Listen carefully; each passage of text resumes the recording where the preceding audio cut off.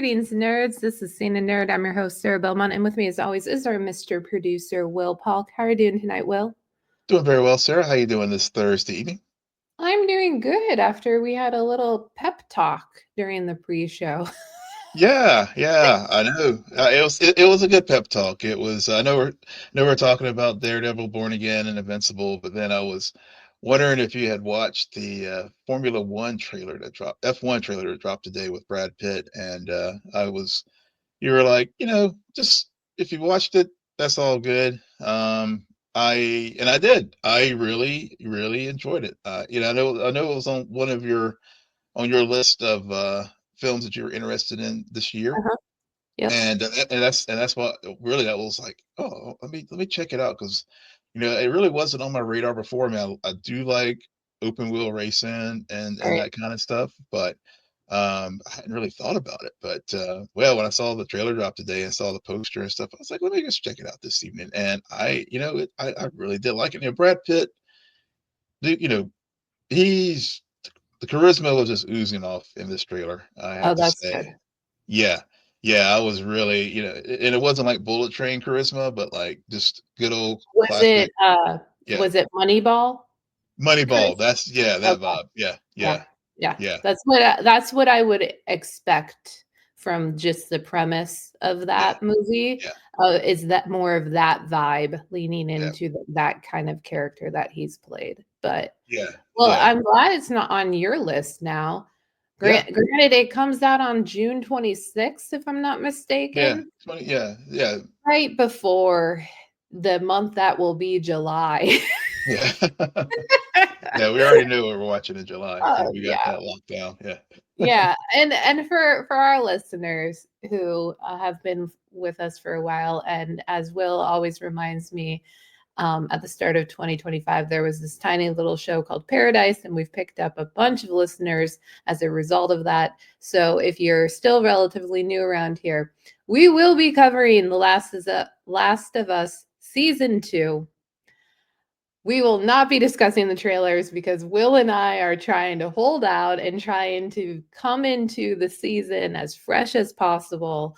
Um, I already know what happens in the second game. I knew what happened in the first game. I've seen all of the cutscenes and everything. Will's a lot more blind Yeah. than A little me, bit. a Yeah. little bit.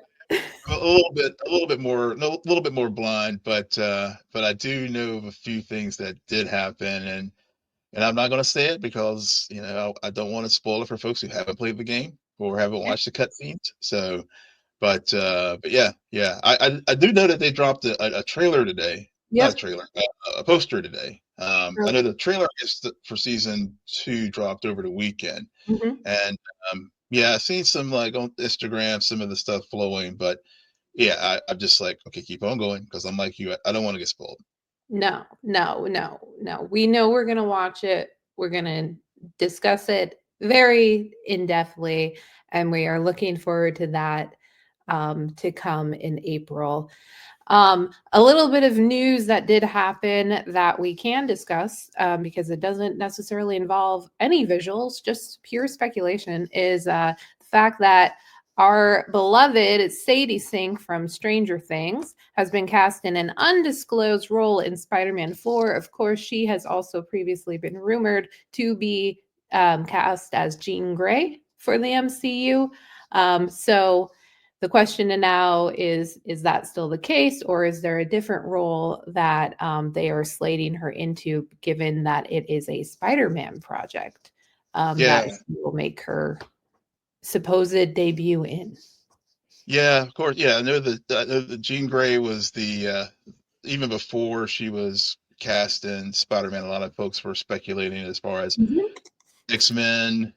Who would be the X-Men in the MCU, and of course she was listed as Jean Grey, and if that is indeed the case, then with her being introduced in Spider-Man 4, that would make sense. But also, I know some folks have also mentioned Gwen Stacy as a possibility as well. Oh yeah, yeah. Yeah, I whatever role, whether it's Gwen Stacy or whether it is Jean Grey. I hope the script is good Mhm. and the storyline is good because she captured my heart in season 4 of Stranger Things. Same. And, like, she just sold that whole season, and she carried it, and so I was very excited to hear the rumors about Jean Grey. I am still excited even if it's Gwen Stacy. Just don't waste her, okay? Right. 100%. Yeah. For sure, for sure. Yeah, that same, and especially as we get closer to season 5 of Stranger Things at some point this year. We still don't have a Mhm. release date, but yeah, whenever I saw that news, and it wasn't just just some rando Twitter or Reddit Mhm. account. I mean, it was it was from the trades and stuff, so it is legit. So so yeah, we'll hopefully we'll get word as far as who she's going to be cast as uh, at some point in the near future. Yeah, and it's just further confirmation we will soon enough get a Spider-Man 4 because that franchise is just a gift that keeps giving. It is. It is. It it is.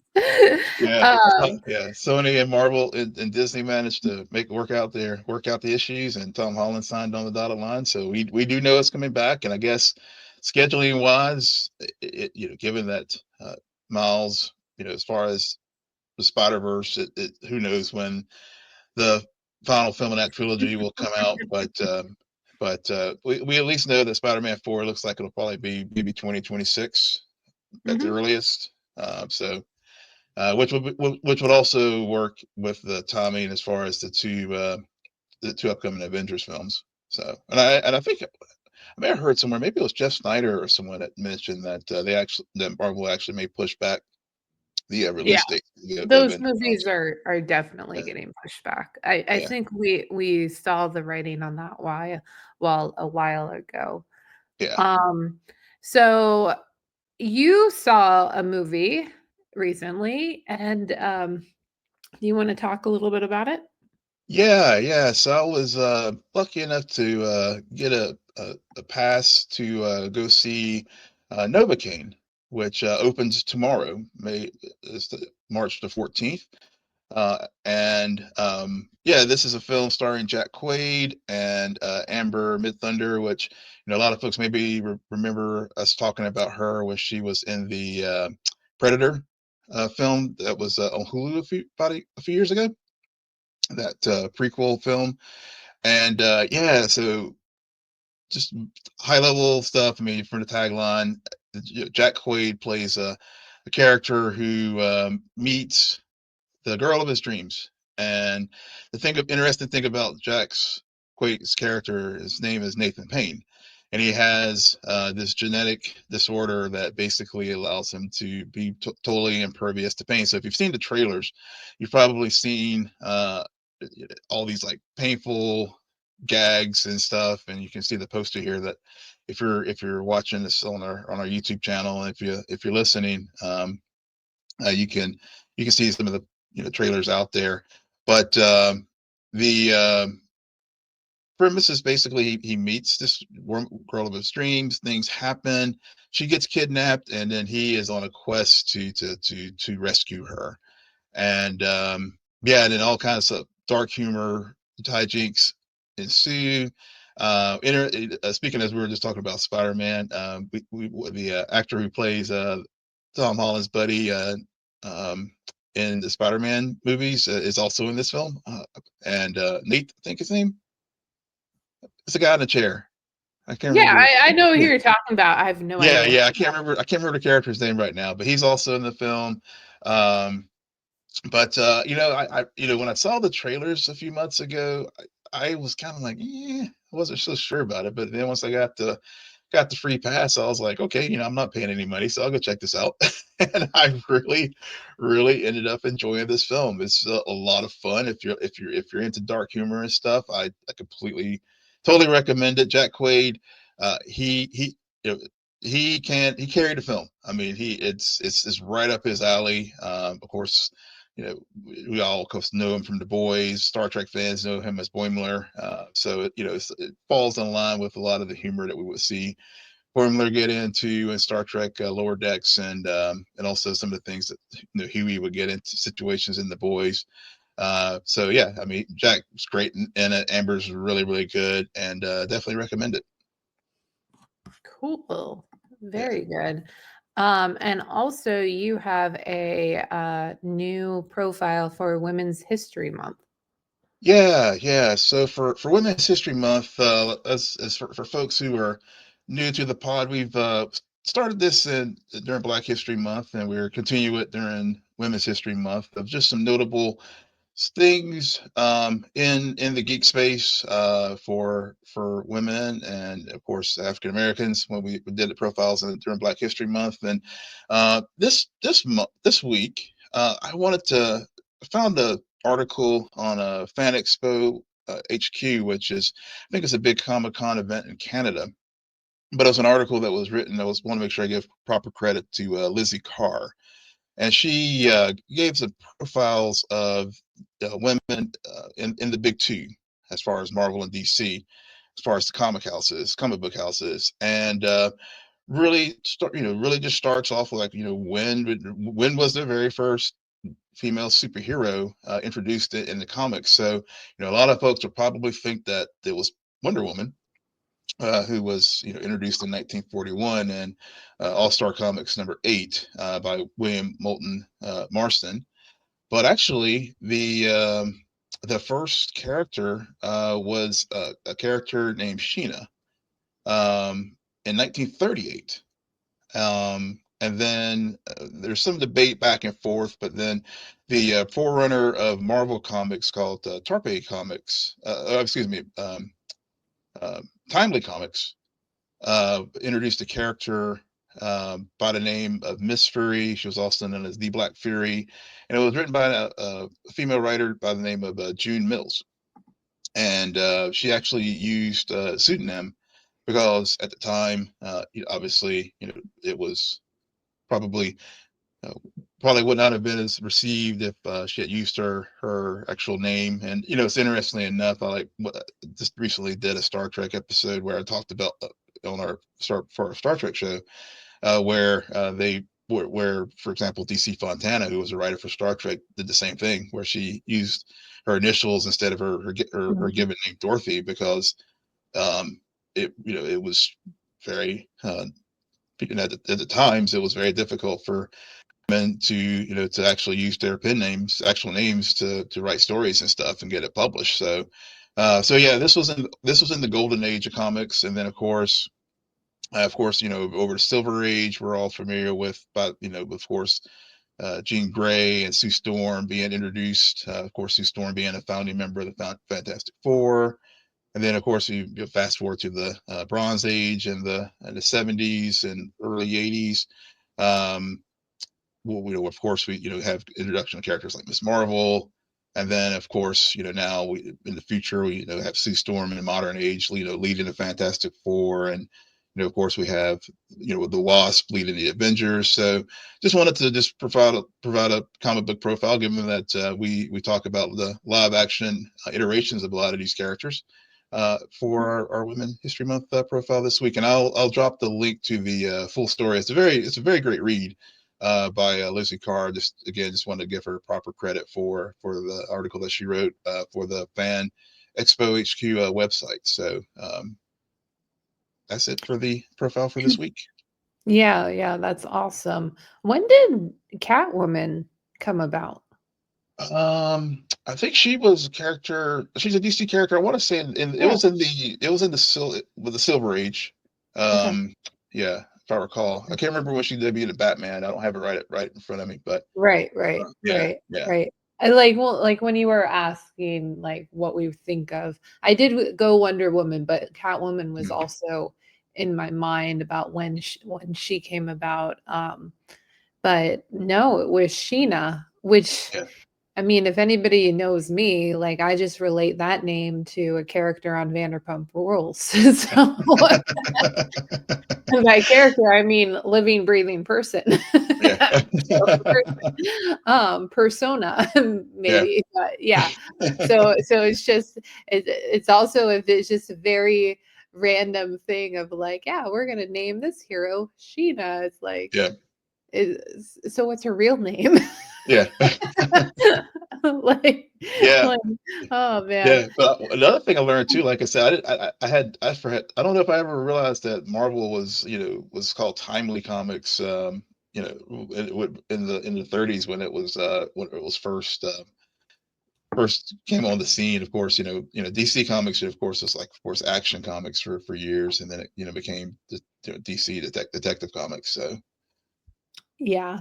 yeah. Well, it's also just like the recency. Hmm. I mean, yeah, 1930s, long time ago, but at the same time, in the grand scheme of things, not too long ago. And Right. it's just and how it has evolved. And I mean, right now in post endgame world we live in, just the explosion, and the aftermath of that kind of boom that occurred in the 2010s of Marvel and as well as DC. I mean, DC is always going to be around. I mean, they had Yeah. Batman. Yeah. They have Batman, and Superman's about to make a return and a hopefully a big impact. And like these we talked, I think, at the very when we first started recording, like I didn't grow up reading comics. I've never actually read a comic, but the the fact that these stories through various media iterations have just become these myths and these Mhm. legends. Like yeah, we have the urban myths and the Greek legends, but there's something about these that it's more current and timely for today, Yeah. that it just is a fascinating um thing to look into and learn about and to stay informed of, because they keep growing and changing and evolving. Yep. They do. They do for All sure. right. Well, that brings us to a myth that we are continuing on a journey with Daredevil Born Again, episode 3, The Hollow of His Hand. The trial of Hector Ayala begins. Fix old business associates seek to claim his vacant mantle. Um, so okay, I just I have a few thoughts, and it's funny because Will stole my line this week. Usually when I watch an episode and I'm kind of like, okay, about it, I'm not high, I'm not necessarily low about it. I just tell him, yeah, I have some thoughts. But yeah, he told me that, and I'm like, well, I'm glad we're on the same page. Um, so I will kick off things and just say, I think the fact that the opening scene of the explanation, Hector's explaining to Matt the night before his trial or the day of his trial, beginning, the sound of the koki. Hmm. Sorry if I mispronounced that. Sorry. But it's a frog in Puerto Rico Yeah. who calls out because they mate for light for life. During sunset, they call out to their loved one. Um, and we don't hear it. We just get this full story. So to fast forward, there is something so haunting Hmm. and just a brilliant use of sound Yes. to have during the credits them playing that sound. I was just like, wow, they Hmm. did that. And arguably it made me think about the use of sound throughout this episode and the previous episodes, and they're just so freaking on point with their sound design. Because my other favorite scene, or arguably my favorite scene in this entire episode, is a very quiet moment where it's after the closing arguments and Matt alone, the courtroom is vacant, enters the courtroom. Mm-hmm. But it is presented not as a court, but as a church. And Mm. they use choir music, and then you Mm-hmm. have him sit almost in a pew, and then you have him hold on to that piece of his mask that Karen gave him. And because we know that Matt is also, it's not just Matt's religious, he's Right. a Catholic boy. Mm-hmm. So that very much that the when he pulled it out, he was very much, it reminded me of like the rosary. Yeah. And Yeah. it's just Oh, yeah. all of these elements, and I know they framed the shot of the courtroom in a way where you will see clearly in in God we trust, or justice or something. I forget the exact words, but I thought that was such a good, fascinating presentation because of Matt, who, yeah, he's vigilante, but that's like not the point of this episode.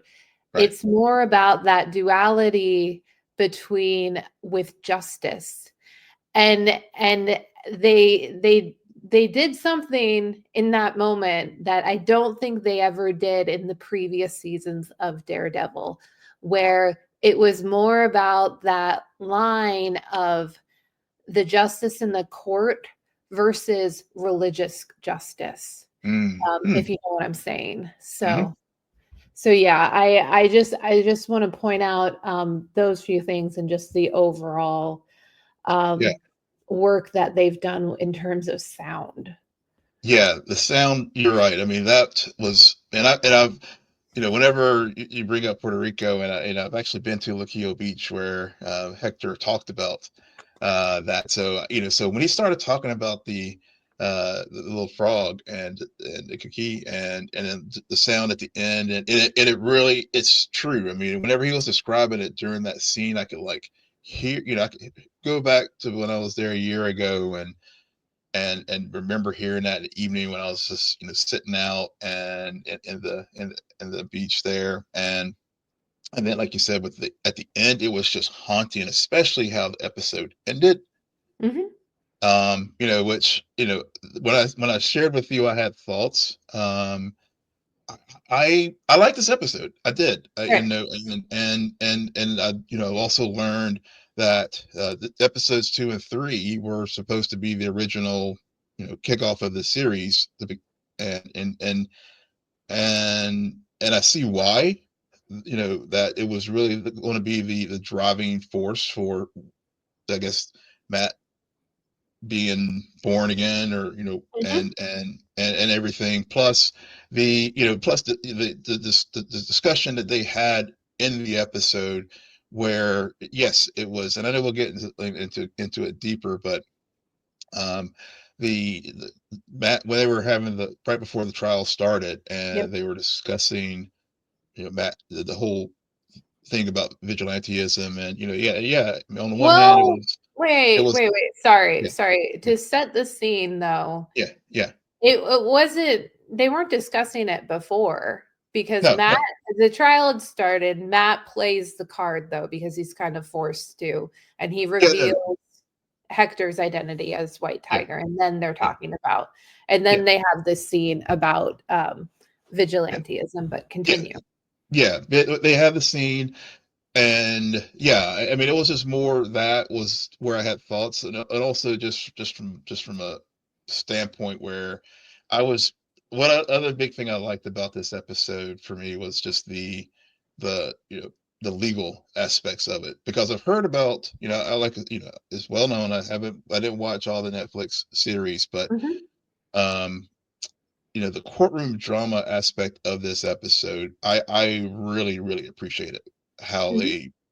just the legal tactics, Matt, even the prosecution, everything about it was just a very well done courtroom episode. Because a lot of times, it courtroom dramas can be it can really work, or they could just really be bad. But this was like Law and Order, Law and Order, Right. comic book world, and it was just very gripping. And some of the tactics that happened, and and things that Matt engaged in, and the arguments that were made, really did resonate with me. So like I said, when I had thoughts, they were actually, they were actually very good thoughts of this That's good. episode.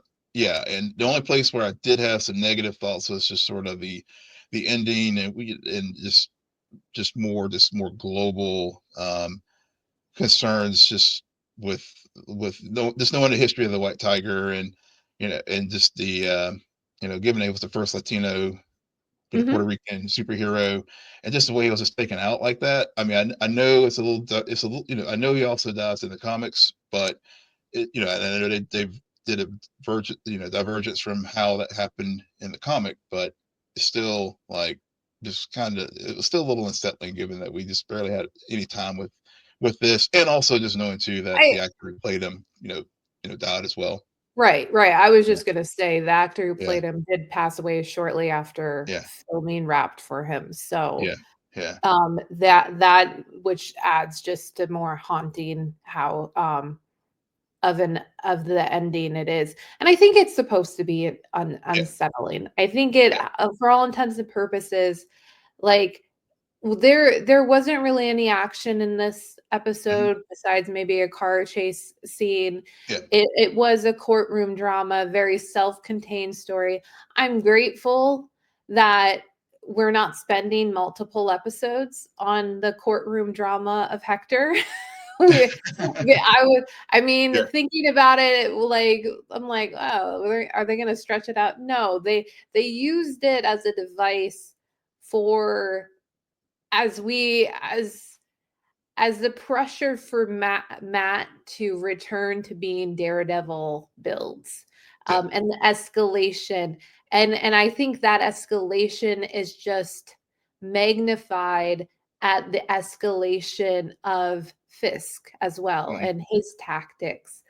Um, but you said a lot of different things, and I wanna get into so Yeah. many of them. Yeah. Um, Yeah.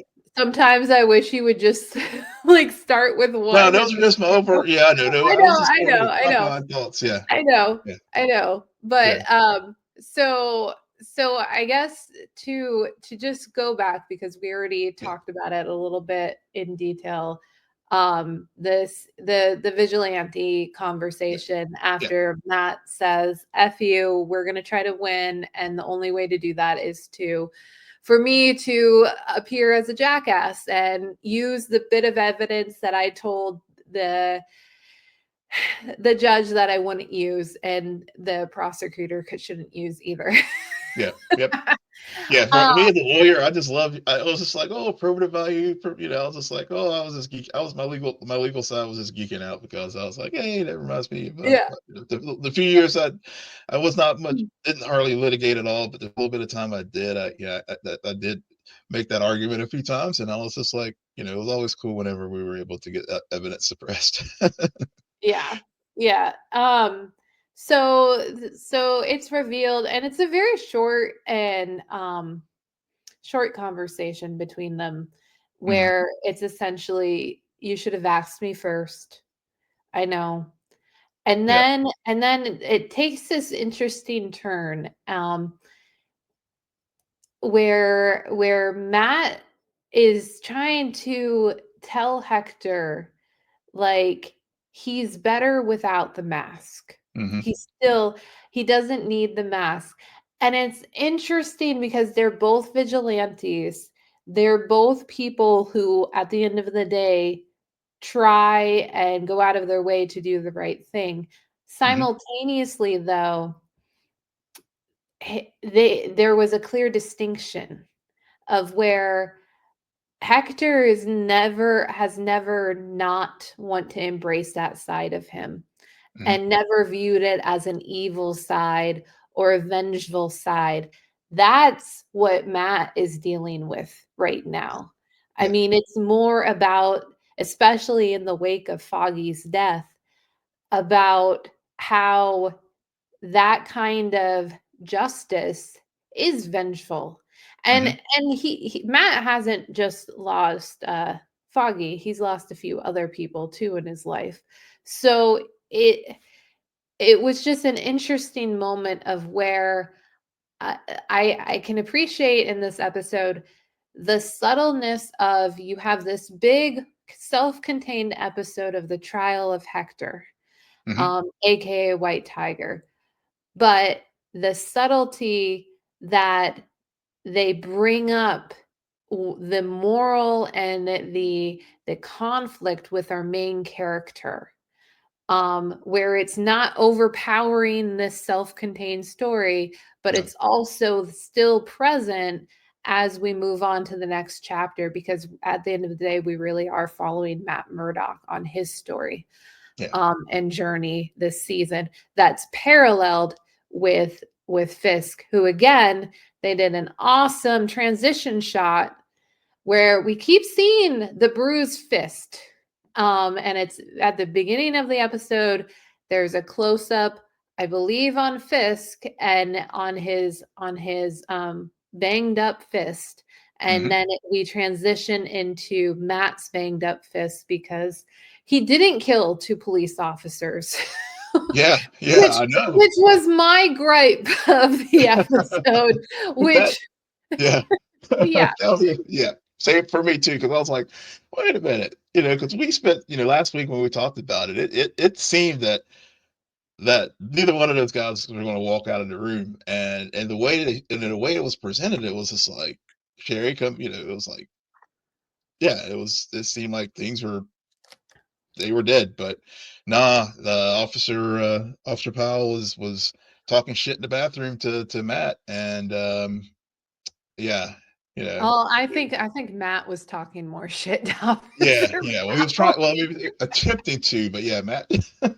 It was more of a conversation. I'm going to come in here and Yeah, so that you can tell me, and more importantly, explain to the viewers why you're not being arrested for yeah, assaulting a police.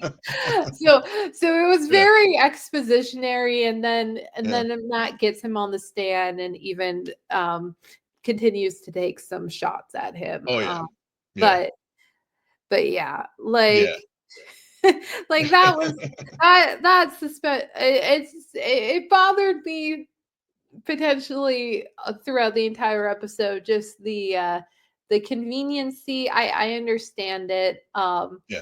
but I mean, if you're I gonna was, have Matt really kick some butt, because this is now 2 episodes, the very first 2 episodes, mhm, I still they haven't really explained how Bullseye fell off. Like, Matt pushed Bullseye off the ledge of a yeah. 4-story building. He's fine. And now we have Officer Powell. Notice how we don't see the friend at all, No, but yeah. I'm sure he's alive. He's probably just in the hospital. He's probably. I So was gonna say he's probably jacked up in the hospital yeah, bed. Yeah, yeah. Now it's been a few interactions where Matt comes off as a complete badass. We assume he's just killed somebody and he hasn't.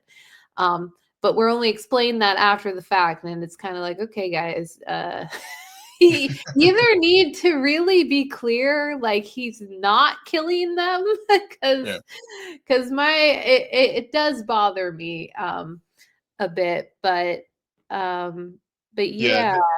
Yeah, it did feel very comic booky there, but to that point, as far as with again with the examination that Matt had on Powell in the courtroom, and then fast forward a little bit to when they were Cherry and the other guy were trying to get the informant, the CI, Mhm. to the Nikki. courthouse.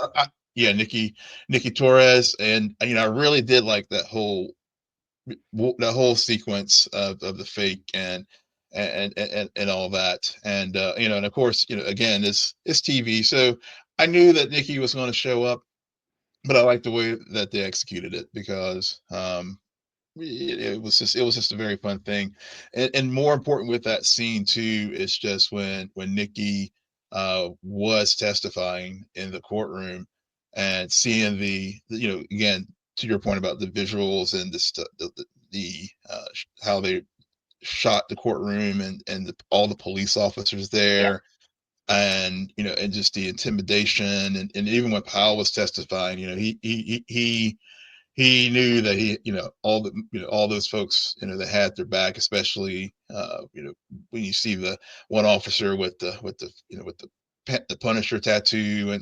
and everything like that. Right. Right. Yeah, I mean, it was just like, yeah, it was that But was it's interesting how it changes though, yeah. because that half of the room is still there, still Mhm. intimidating. But the moment it comes out that Hector is White Tiger, Matt very brilliantly, as a lawyer, pulls out all of their statements Yep. about what an ally White Hmm. Tiger is to Yep. kind of say it doesn't make logical sense of why he would attack a police Yeah. officer Exactly. out of nowhere. Yeah. Like 1 plus 1 is not equaling 2 in this scenario, if you really think about it. So, and Exactly. they had reports. So it changed, and there was a subtleness in even that side of the room of a change of like this realization that okay, maybe we did get it wrong, or Hmm. wow, like they're also doing the math as well. The Yeah. whole Punisher thing, and now I'm gonna like break into a little bit of maybe I'm of territory I'm unfamiliar with, because again, I'm not a comic book person, but I Mhm. have seen some things Yeah. that very subtly we were introduced to another player in the first episode. Hmm. And it was specifically, from what I understand, at during the book signing of Yeah. Matt's girlfriend Amanda, we were introduced to the character Muse, Hmm. who is also the person we're seeing make the murals around New York, right? I believe so. I believe so. Yeah, Yeah, yeah, because I know there's the Punisher trigger. Yeah, that's one of the ones that was we got in this episode. Yeah. yeah. So I don't know a lot about this character, but I think I don't know per se if Fisk is the one who ordered it. Um, Mhm. Considering there is this ambiguous character who I'm still not quite sure whose side he is on.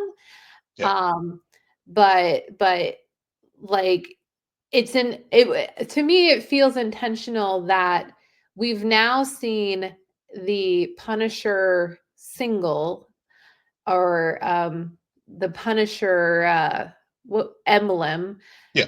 like on a mural. We've seen the tattoos on the dirty cops. And now the assassinator, the person who assassinated Hector, was wearing that symbol on a vest. Yeah. So I those things make me more keen to think it's Muse. Now, granted, there could always be a lifeline, but in this episode, we're also presented with this idea that Fisk, he's not really the one who's wanting to go and play with the rats. Mhm. It's more his wife. Yeah. Yeah. So maybe she did it because Yeah. she Yeah, she definitely wants, she is not liking the fact that he's going straight because she has gotten full head of power, with the underworld things that that Kingpin used to do before he's trying to go straight here. But well, just real quick on the sigils and stuff too with the yeah. cops and one of the things too is Frank, thinking about Frank Castle and the motivations about why he is the Punisher versus you know these people who are operating under color of law as far as having a police shield and co-opting the Punisher's symbol, to the point that even in the comics, Frank actually changes the sigil because it had gotten abused Mhm. by these bad actors like that we're seeing, and that we're seeing here in the show. And and I do appreciate that Marvel is, the show has some depth to it, and I think that was Yep. the other thing that that with the abuse of authority, and and I think they were really displaying that in this trial as well. That when Matt, you know in addition to outing Hector, but it was a larger global sense of things that he was trying to show as well. Um, Yeah, with Yeah. it goes back to that idea of like that gray area of a vigilante Mhm. versus someone trying to get revenge or Yeah. seeking vengeance versus a hero. Yeah. Yeah. Like, or even an anti-hero. Like, Hmm. and I think that's why, especially bringing in the Punisher makes all the sense in the world and should be present in this, because you have Matt the vigilante, you have the Punisher, the quote unquote anti-hero, and then you have Fisk, Hmm. who, like, in his own right is also a three-dimensional character who's not necessarily purely evil, but who has gone about the desire for power in his way, and also to protect people. He filled the hole. Yeah. Okay. Yeah. He got the hole Yep. filled.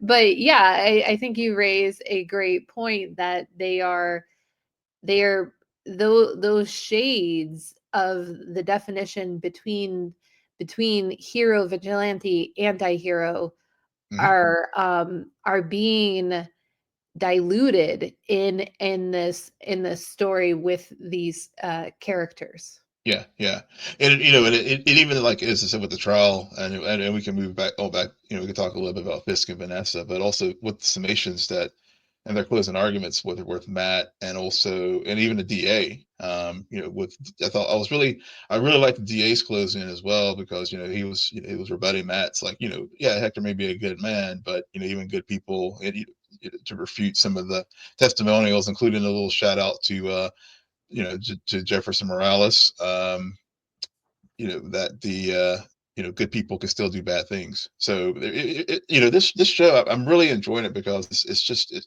has, when you just sit back and just really think about some of the themes that they're addressing, it's I'm proud of Disney Plus. Yeah, yeah. I Yeah, mean, yeah, as long as Disney Plus has an R rating, they're good. yeah, yeah. No, no, no, they've been good. I didn't forget about Agatha all along. That was a surprise. Yeah, Um, yeah, especially the ending. But yeah. um, but yeah, I think my only thing that I really have left to just point out before to move on to Invincible is just the breakfast Mhm. conversation between Fisk and Vanessa, because Yeah. it could have gone longer. I would kind of wish it had gone longer. But again, in the first episode, we have the beautiful scene between Fisk and Matt in the diner, and this Hmm. is another just a war of words and a tennis match of conversation and that really fleshes out where these characters are, why they're at odds with each other, and the potential power moves at play. And yet there's still a clear attraction and affection Yeah. occurring.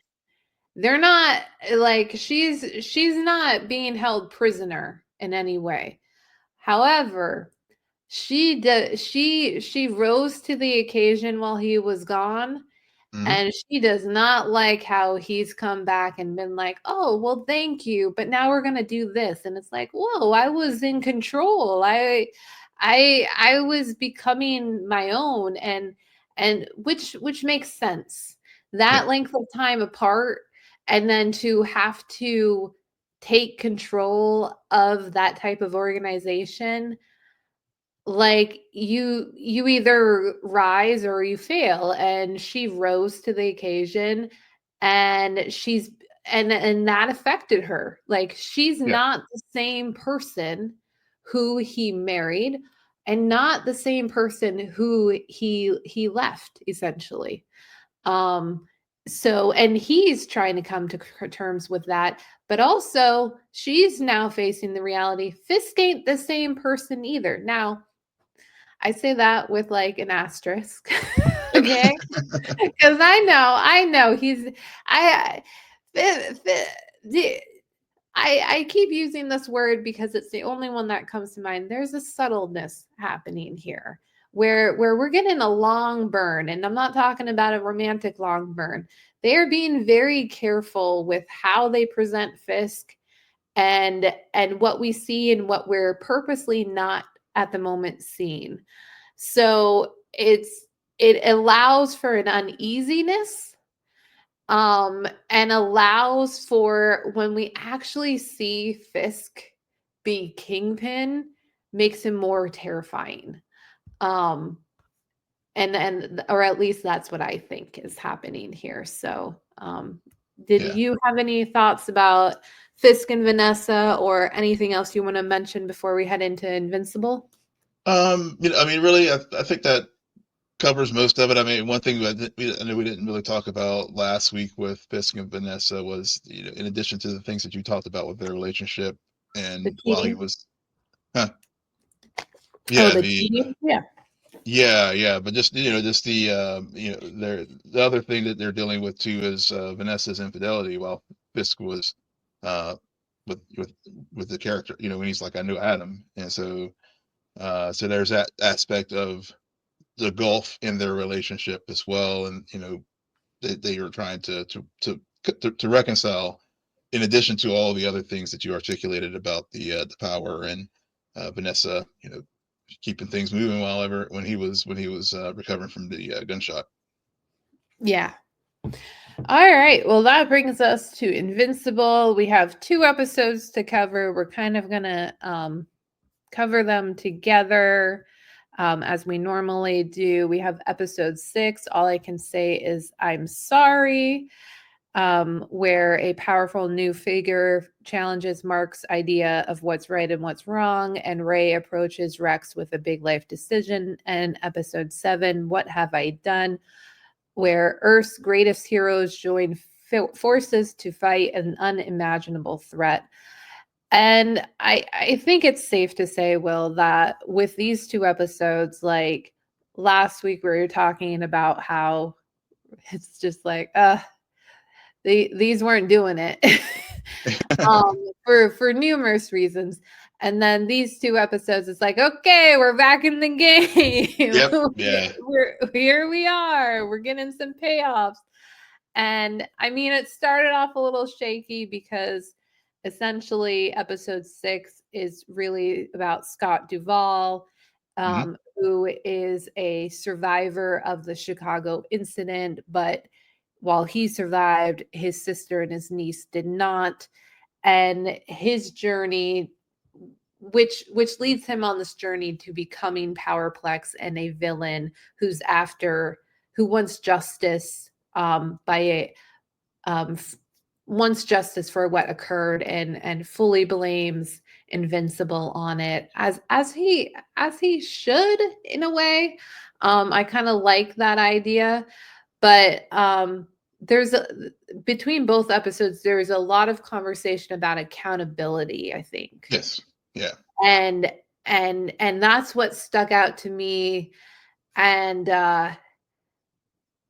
like, I can't Powerplex kept walking a line of being like, "Oh, this is a really interesting character," and then, "Oh, you've gone into the mustache twirling villain archetype here." And he, throughout both episodes, he kind of walked that line, but and I think it's almost unpurposeful because the, to an extent, at some point, it becomes hypocrisy. And it's just like, okay, Hmm. yes, that happened. you should get justice, and your sister and your niece shouldn't have died, and yes, that is so sad and everything, but then you make choices. Mm-hmm. and Yes, he and does. before, and before you know it, you've inadvertently killed your wife and son, which, huh. And but you refuse, like it's all because of Invincible.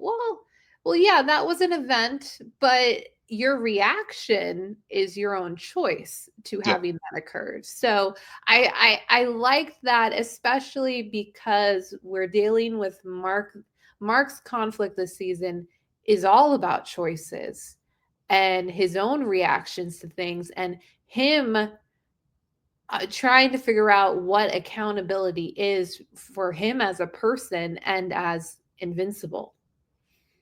Yeah, yeah. I mean, I think that's really what stood out to me with both of these episodes. Is just Mark coming to grips, and even sticking on episode 6 right now. Um, throughout the uh, beginning of the episode and throughout the episode, he was concerned about the memorial, what happened in Chicago, and being and of course, going there as Mark, not as Invincible, but also getting back to Powerplex and Scott. I mean, the yeah, he did fall into sometimes the mustache twirly villain role, but he also reminded me of I'll pull a Star Trek reference here of Khan, where he Mm, was just so consumed by revenge that yep.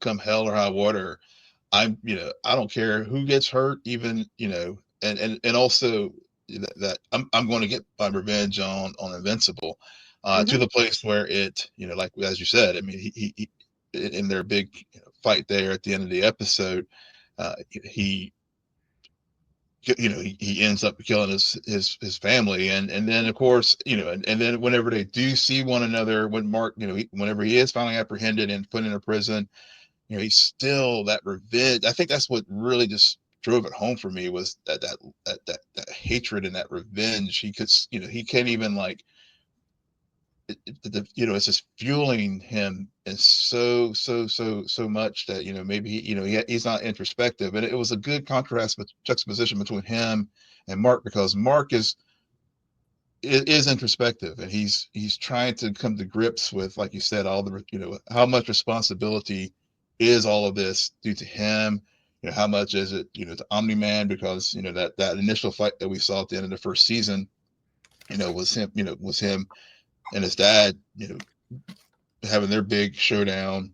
And so I really, I think this, episode 6 and 7 both really just drove the season, just kind of kicked into overdrive, as far as like, wow, this is really, really enjoyable. I'm liking what they're doing, as far as just really using Powerplex as a foil to to really show the things that how Mark could have easily have gone. Um, Well, and it's also yeah. like I don't know if it's how he could have gone. I think that it's more along the lines, and it goes back to what we were just talking about with Daredevil. Mhm, It's like, to your point, it went from justice to mhm, vengeance. yeah, And yeah, then how vengeance is more of the evil side, and suddenly it's like, no, you just want revenge. yeah, And then the question is, once you get revenge, where does it end? right, And right, I kind of like the idea throughout this whole episode. He kept trying to get that justice, and Mark kept inadvertently avoiding him. yeah. Well, Mark, yeah, yeah, Which was good. I mean, at yeah, first it really was inadvertently, and then it was more like, yeah, you shouldn't be up against this person because of your own human issues with like what did happen mhm, during the Chicago incident. But yeah, also, why I say I don't think it's necessarily that he was a good foil for Mark. It's that I think having him and having episode 6 set up Powerplex, mhm, and kind of be a self-contained episode Yeah. because of Angstrom Hmm. and what the journey we've been on with the evolution of that character and the vendetta he has had.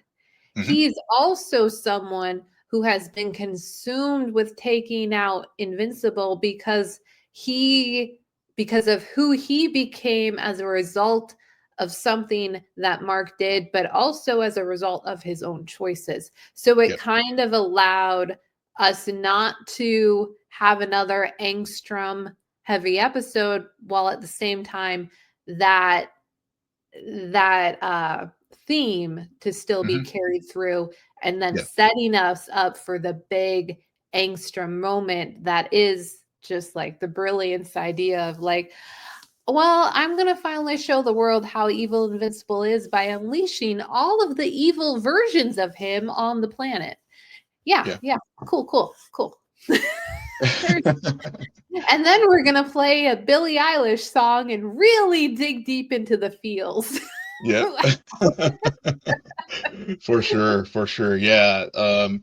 Yeah, I think you're right. I mean, maybe foil is not the right word for Powerplex. I mean, I think but Powerplex, watching these episodes back to back, really it wasn't, as you said, a very self-contained episode, but it did do the job of setting up, having that self-contained episode did a good job of just sort of setting up whenever we do see Angstrom return and in episode 7 and unleash the plan that, the thing that Cecil's always been worried about, like, you know what would happen if Mark, just did go full out, evil Viltrumite like he was supposed to, and conquer the world. And and we see the impact of that with all the other marks from all the other various dimensions and things that, and their stories, with some of them. I know there were, I think, what was 18 of them, I believe, that he brought in. Yeah, um there yeah. there were a lot of marks, and then there weren't as many marks, and Yeah. they what is some of the once the marks did get together after all of the days on of fighting and us losing people, RIP Rex. Yeah. Right when I was starting to like Rex, but a Yeah. part of me is also like, I don't like. There's always it's really hard. I want to believe people are dead, but fool me once, comics. Fool Yeah, I me think once. No, there's yeah, this weird line, but um, what was I gonna say? I was gonna say something about. all the various marks. Yeah, I like that moment right before they betray Engstrom, and they were talking about the the deals that they've made with Yeah. Engstrom, and the lines of like, not all of us killed mom. I'm Yeah. actually here to grab mom and take her back to my planet Yep. because she's dead. Like all of this stuff, and where it's not necessarily just that they're the evil versions, like their stories are different, like Mhm. significant things happen that cause their outcome to not be the same as Mark's, resulting in this very different version of Invincible, which is what a plot involving multiple dimensions should do. Like Mhm. that should be, and I mean it's taken us a few seasons to get here, but I I do really appreciate the payoff. And on that note, can we let Angstrom be for a little bit and hang out with his now owners on the technician world, because I also I feel like Angstrom at least has been like, we got his backstory, we Yeah. got a payoff in season 2, now we're getting another one in season 3. Okay, and hey, Mark even killed him at one point, or so we thought. I thought, yeah. I think I feel like the Angstrom card is getting a bit overplayed, and really we're just now waiting for the Vulturmite of it all, because that's Yeah. the true that's season 4, right? Yeah, I mean, I know the finale dropped today, so we'll cover that next week. But of Right, course, we get right. Conquest there But at the that's end where of they're headed. They're yeah, headed to yeah, the Vulturmite showdown and yeah, everything. yeah, I mean, there's a reason why we didn't see um Alan or Nolan in these mhm, 2 episodes. yeah, yeah. Yeah, that storyline, obviously I haven't watched the finale yet, so I don't know if they show up in the finale or not. But yeah, and I haven't read the comics, so I don't, so I'm really Yeah. going in blind with this story. But yeah, you're right. I think it definitely, we will get that ultimate showdown at some point, in season 4 or 5 or some point in the future. But Some point in the future. yeah, yeah. What's that? Uh, Yeah. yeah, no, I talked a lot there. So, Oh yeah. what are do you like, is there anything specifically about episode 7 you wanna touch on? I think I do. Other than there's the fighting marks, and of course, and we, with Eve and um, her support, her role of just being helping Mark, you know, be that supportive person that he needs in all of this. And then of course, she was taken off the board, and then Mark, took himself out of the fight, to be beside her, and with Cecil having to come back, and Can yeah, can I just say something about the eve of it all for a yeah, moment? yeah, So why I'm not, and you know me, I'm a classic shipper, okay? I mhm, love me a romantic storyline, but we talked about this last week. And even with these episodes, we have the awkward interaction, or at first awkward meeting of Amber's new boyfriend and Mark. yeah. Like, they moved too fast and I have whiplash. And so the fact that Eve ended up getting hurt and then Mark refused, like wanted to stay by her bedside, I was like, I want to feel like yay, but I just don't. There's for some reason they rushed and they didn't do this in a manner where I can really get on board with these two for whatever reason, which is weird Mhm, because I feel like I should have been on board in season 1, yeah, like this, but it never got there. So that's kind of why I didn't bring that up. But I will say I did like that moment between Mark and Eve's mom, mhm, because it was very, it kind of came out of left field of where she just you see her just explain like the irony of it all, yeah, yeah, and the irony of having of not only of someone with powers, but the irony of a parent of someone. I'm sure Debbie feels the exact same way with Mark and Oliver. mhm, They want them to be normal, but their abilities are also what's keeping them safe. yeah, It's a double-edged sword, and to come to terms. So I thought that was such a good character moment to have amidst a very action heavy episode. yeah. Um, yeah. Yeah, I like that point too. Yeah, yeah, I agree with you. I think that was a good moment that they added there. And and speaking of like normal too, thinking about Rex Mhm. and Ray, trying to have normal lives. And when we go thinking about going back to episode um 6 and 7, as far as just talking about Ray wanting to give up the superhero life, and we finally do get Rex's backstory, as far as the fact that his parents sold him off. Because to your point about the parents, Debbie and even Eve's mom, under you know under the motive, they are caring and they're concerned about their kids. No, but no, also they do know that their powers keep them safe, but at the same time, there is the risk that comes with it. Whereas, you know, poor Rex, his parents just like basically used him to, they were in poverty, and they just sold him off so they could just make a buck, Right. and the impact of that, where he just basically became a like Homelander, where he just grew up in the lab, and and it, and how it is how it impacted him. And then finally, like, whenever we do, like you said, having getting the redemption story for Rex explode, and then and then we lose them. And and I do think Rex is gone, unfortunately. Mhm. But it I like the way that even with the supporting characters in this show,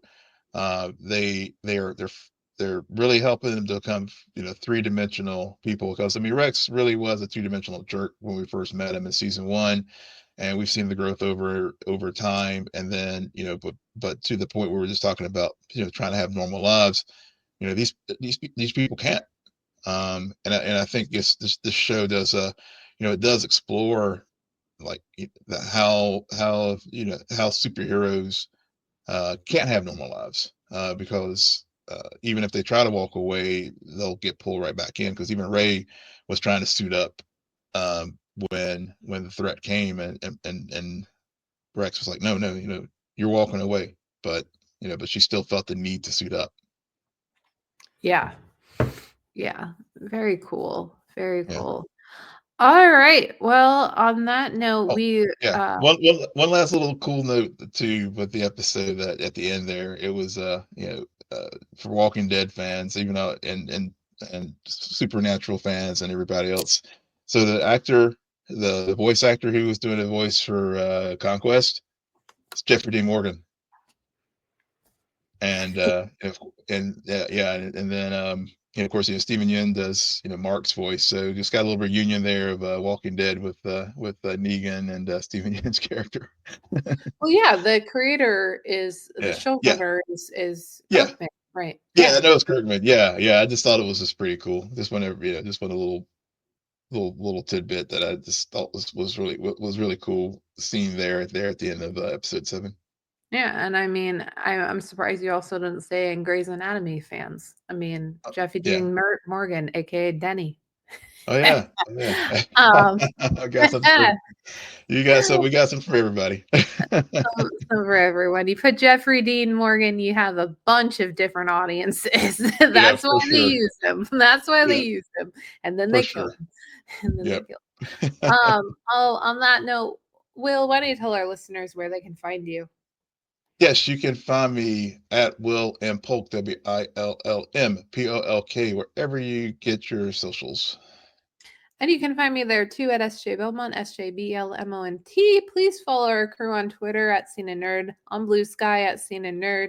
Friend us on Facebook, follow us on Instagram and threads at scene_n_nerd, and visit our website, www.sceneandnerdpodcast.com. But most importantly, rate, follow, and comment on Apple Podcasts, Spotify, YouTube, or wherever you get your podcasts. Good night, Geek Out. You're welcome.